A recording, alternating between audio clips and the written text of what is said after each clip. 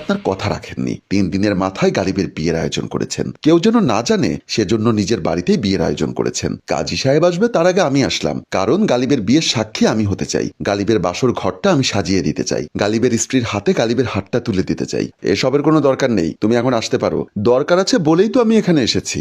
Julie, তুমি ভুলে যাচ্ছ তুমি আমাদের ধর্মের না, আর আপনি ভুলে যাচ্ছেন আপনার ছেলের ওরসজাত সন্তান আমার গর্ভে। কথাটি শোনা মাত্র রেহানা পারভিন চমকে উঠল। জুলি মেইন দরজার সামনে থেকে ড্রয়িং রুমে প্রবেশ করলো। রেহানা পারভিন ভীষণ টেনশনে পড়ে গেল। মনে মনে বলল, এক টেনশন দূর করতে না করতেই আর একটা টেনশন মাথার উপর এসে পড়লো। গালিবকে আমি বুদ্ধিমান ছেলে মনে করতাম, ও এত বড় ভুলটা কি করে করলো? এখন আমি কি করব? আমাকে নতুন কোনো চাল দিতে হবে। জুলি ড্রয়িং রুমে প্রবেশ করতেই গালিব জুলিকে দেখে বসা থেকে চমকে উঠে দাঁড়িয়ে গেল। নিজের প্রেমিকের পাশে অন্য নারীকে দেখে বুকে মোচড় দিয়ে উঠল জুলির। চোখের কোণে জল জমেছে। কোন রকম নিজেকে সামলে গালিবের সামনে দাঁড়িয়ে পড়ল। জুলিকে দেখে গালিব অপ্রস্তুত হয়, সাথে অবাকও। এক অজানা ভয় কাজ